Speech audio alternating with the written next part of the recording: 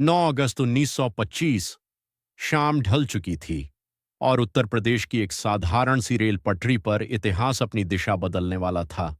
एक ऐसी घटना जिसने अंग्रेजी हुकूमत की नींद उड़ा दी और कुछ नौजवानों को अमर बना दिया। यह कहानी है काकोरी कांड की, जहां हर कदम पर खतरा था, हर सांस में विद्रोह था और हर दिल में आजादी की आग जल रही थी। उस दौर में भारत अंग्रेजों की गुलामी में जकड़ा हुआ था, हर तरफ अत्याचार, अन्याय और दमन। लेकिन कुछ युवा ऐसे भी थे जो इस अंधेरे को चीरने का हौसला रखते थे।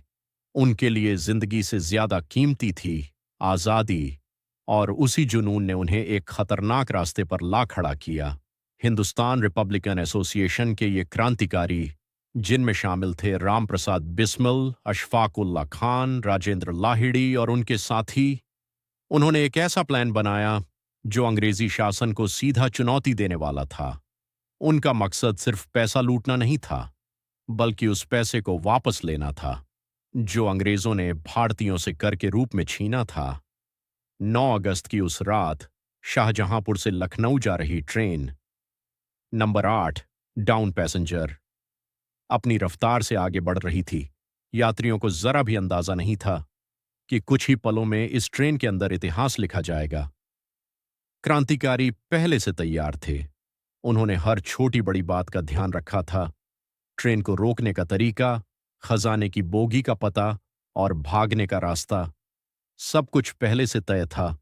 लेकिन फिर भी यह कोई आसान काम नहीं था, क्योंकि जरा सी चूक सीधे फांसी तक ले जा सकती थी। ट्रेन जैसे ही काकोरी स्टेशन के पास पहुंची, अचानक एक झटका लगा।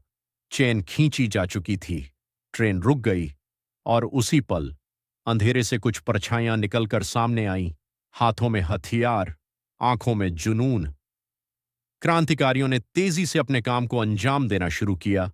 गार्ड को काबू में किया गया और खजाने की बोगी को निशाना बनाया गया।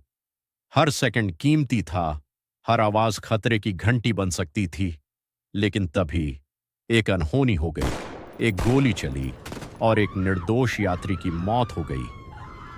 यह घटना इस पूरे मिशन को और भी गंभीर बना गई, क्योंकि अब यह सिर्फ लूट नहीं रही थी, यह अंग्रेजों के लिए एक खुली चुनौती बन चुकी थी। कुछ ही मिनटों में क्रांतिकारी खजाने का बक्सा लेकर वहां से गायब हो चुके थे। ट्रेन फिर से चल पड़ी, लेकिन इस बार उसके साथ एक तूफान भी चल पड़ा था जो पूरे देश में फैलने वाला था। अंग्रेजी सरकार बौखला गई। इतनी बड़ी घटना, और वो भी उनकी नाक के नीचे। उन्होंने तुरंत जांच शुरू की। हर शहर, हर गांव में छापेमारी होने लगी। एक एक सुराग को खंगाला जाने लगा। धीरे धीरे इस मिशन के पीछे छिपे चेहरों का पता चलने लगा। एक एक करके क्रांतिकारियों को गिरफ्तार किया गया। कुछ ने छिपने की कोशिश की, कुछ ने भागने की, लेकिन आखिरकार अंग्रेजों का शिकंजा कसता चला गया। अशफाक उल्ला खान, जो अपने दोस्त बिस्मिल के लिए कुछ भी कर सकते थे, उन्होंने विदेश भागने की कोशिश की, लेकिन एक विश्वासघात ने उन्हें पकड़वा दिया। वहीं रामप्रसाद बिस्मिल पहले ही गिरफ्त में आ चुके थे। अब शुरू हुआ एक लंबा और खड़ा मुकदमा, जिसे इतिहास में काकोरी केस के नाम से जाना गया। अदालत में हर दिन एक नई बहस, एक नया मोड़। लेकिन क्रांतिकारियों का हौसला अडिग था। उन्होंने अदालत में भी अपने विचारों को खुलकर रखा। उन्होंने बताया कि उनका मकसद अपराध नहीं, बल्कि आजादी की लड़ाई है। लेकिन अंग्रेजी हुकूमत के लिए यह बगावत थी, और बगावत की सजा सिर्फ एक थी। फैसला सुनाया गया। राम प्रसाद बिस्मिल, अशफाक उल्ला खान, राजेंद्र लाहिड़ी और रोशन सिंह को फांसी की सजा, बाकी साथियों को लंबी कैद। जब यह खबर पूरे देश में फैली तो हर दिल रो पड़ा। लेकिन साथ ही एक नई चिंगारी भी भड़क उठी। लोगों ने देखा कि कुछ नौजवान अपनी जान देकर भी आजादी का सपना देख सकते हैं। फांसी से पहले इन क्रांतिकारियों ने जो शब्द कहे, वो आज भी गूंजते हैं। सरफरोशी की तमन्ना अब हमारे दिल में है।